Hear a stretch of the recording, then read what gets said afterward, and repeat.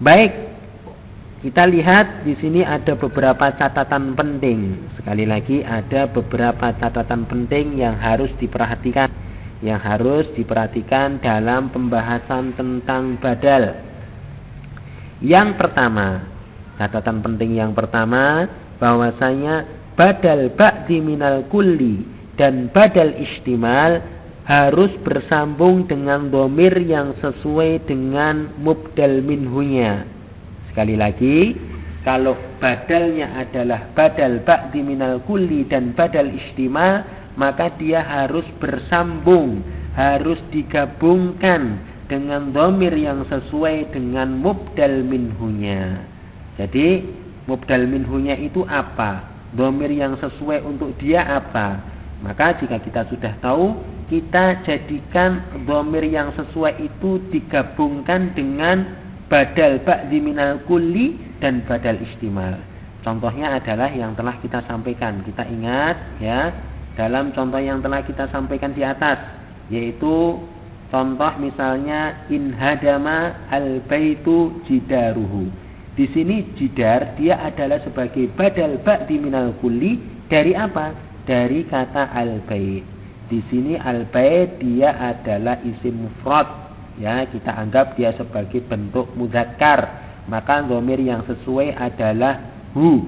Ya, dhamir yang sesuai adalah hu. Maka badalnya kita sambungkan, kita gabungkan dengan dhamir hu. Sehingga in hadama al-baitu jidaruhu. Hu-nya kembali kepada kata apa? Kembali kepada kata al-bait, ya.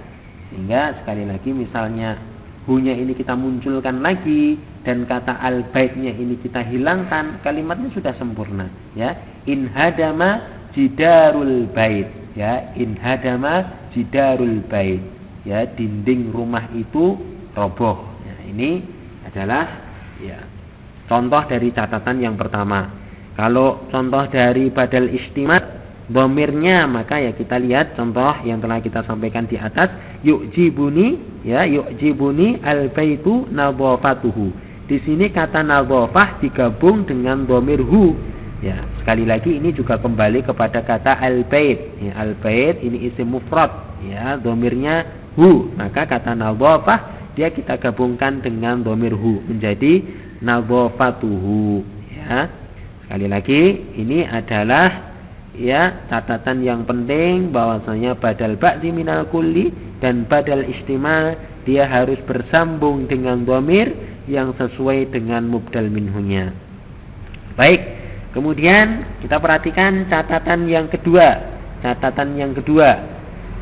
Biasanya badal ditemukan dalam suatu kalimat setelah, ya, maksudnya catatan yang kedua ini kita untuk memudahkan mencari badal, biasanya badal itu ditemukan setelah kalimat-kalimat berikut ini.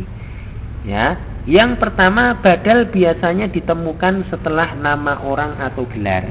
Sekali lagi, badal itu biasa ditemukan setelah nama orang atau gelar.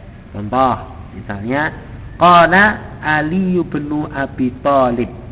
Di sini kita sebutkan contoh qala Ali bin Abi Thalibin.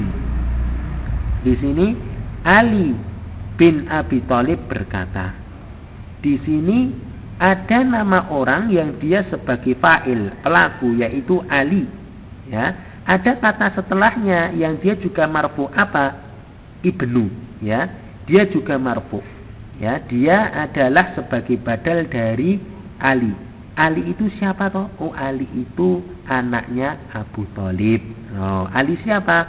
Ali yaitu Ali anaknya Abu Thalib. Maka Ibnu di sini adalah sebagai badal dari Ali. Ya, dia terletak setelah ya nama orang, ya, setelah nama orang.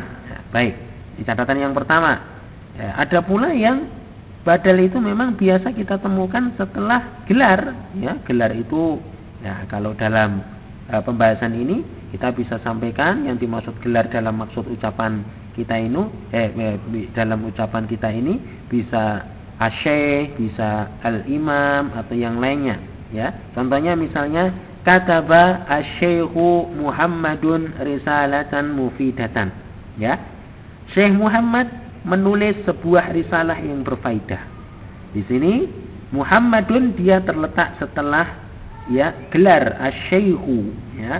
Dia marfu sebagai fa'il, maka kata setelahnya muncul dia juga marfu, dan ini kita katakan dia sebagai badal, ya. Muhammadun, ya. Muhammad dia adalah badal dari asy-syaikh. Baik. Kemudian ikhwati fillah, bahwasanya badal juga biasa ditemukan setelah isim isyarat. Ya, isim isyarat.